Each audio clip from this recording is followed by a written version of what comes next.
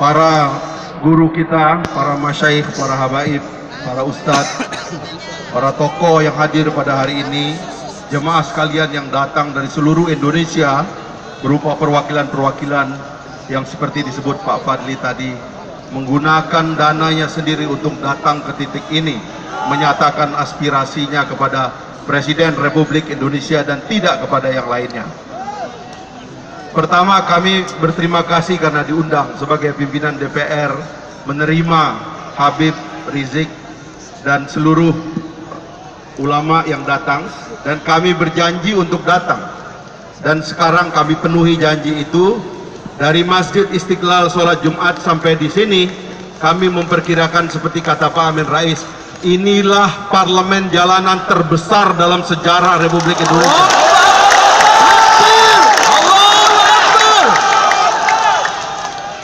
Kami saya dengan Pak Fadli memimpin parlemen ruangan, tapi yang dipimpin oleh para ulama, tokoh-tokoh umat ini adalah parlemen jalanan. Di Indonesia itu ada dua realitas penting. Yang pertama yang kita sebut sebagai umat. Inilah umat Islam, usianya lebih tua daripada negara. Mereka lah yang datang dengan sorbannya, dengan jubahnya, mengusir penjajah dari bumi Indonesia. Lalu tiba-tiba sekarang sorban dan jubahnya mau dihina. Bukankah Pangeran Diponegoro, Tengku Imam Bonjol berjuang membebaskan negara ini dengan jubah? Umatlah yang berjuang mengusir penjajah dengan takbir, seperti yang dilakukan oleh Bung Tomo. Tiba-tiba sekarang takbir mau dikriminalisasi, orang bertakbir mau dianggap teroris. Umat usianya lebih tua daripada negara. Dan sekarang umat menguasai ruang parlemen jalanan ini. Saudara Presiden Jokowi telah melanggar berkali-kali. Setidak-tidaknya dia tidak memberikan rasa nyaman kepada hati umat Islam. Menghina ulama, mencaci maki simbol-simbol Islam, membiarkan orang yang non-muslim menghina simbol-simbol agama kita.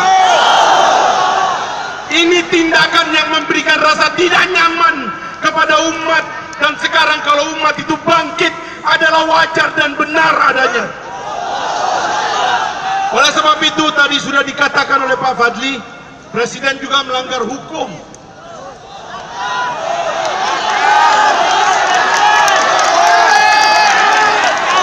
Setiap Presiden Republik Indonesia ketika disumpah menjadi pemimpin kita, dia disumpah untuk setia kepada hukum dan setia kepada konstitusi negara. Pasal 27 Undang-Undang Dasar 45, segala warga negara bersamaan kedudukannya di depan hukum dan pemerintahan, dan wajib menjunjung tinggi hukum dan pemerintahan itu dengan tanpa ada kecualinya. Kenapa kalau tiba kepada saudara Ahok hukum menjadi tumpul? Jelas dia menerima uang sebagai gubernur incumbent. Jelas dia membuang aset sumber waras. Ada temuan kerugian negara oleh BPK. Tapi ketika tiba kepada orang-orang seperti Irman, seperti Dahlan Iskan, puluhan juta belum dihitung kerugian negara, langsung ditangkap dan ditahan. Perasaan tidak nyaman ini sekarang terusik, dan kita kalau mau memutuskan bagaimana cara menjatuhkan presiden, ada dua caranya.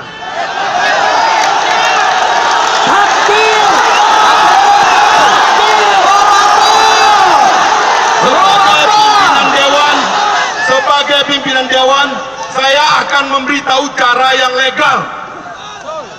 Ya, ini bukan jalan revolusi. Jangankan untuk menjatuhkan seorang Ahok, menjatuhkan Presiden Jokowi pun sudah ada aturannya.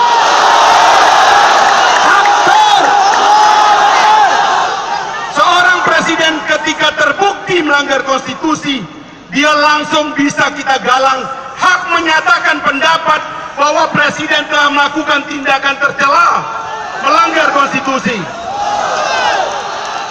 Maka dengan tanggapan hak menyatakan pendapat itu, seorang presiden bisa dijatuhkan melalui sidang impeachment di Mahkamah Konstitusi. Itu jalur parlemen ruangan. Tapi kalau di jalur parlemen jalanan, Habib Rizik yang lebih banyak tahu. Takbir. Tetapi parlemen jalanan dan parlemen ruangan adalah dua ruang yang tersambung. Oleh sebab itu adalah benar kalau kita tidak diberikan kesempatan untuk bertemu dengan presiden, selayaknya parlemen gedung DPR RI dibuka untuk rakyat Indonesia menyatakan. Takbir. Tidak ada yang salah dalam hal ini. Yang salah adalah penakut yang tidak berani ketemu rakyatnya. Itu saja yang saya bisa sampaikan. Mudah-mudahan hari ini adalah keberkahan bagi bangsa Indonesia. Hari yang baik di antara hari-hari baik umat Islam. Semoga jayalah bangsa kita, jayalah umat kita, sehingga kita bisa membantu umat-umat kita di tempat lain. Wabillahi taufiq wal hidayah. Assalamualaikum warahmatullahi wabarakatuh.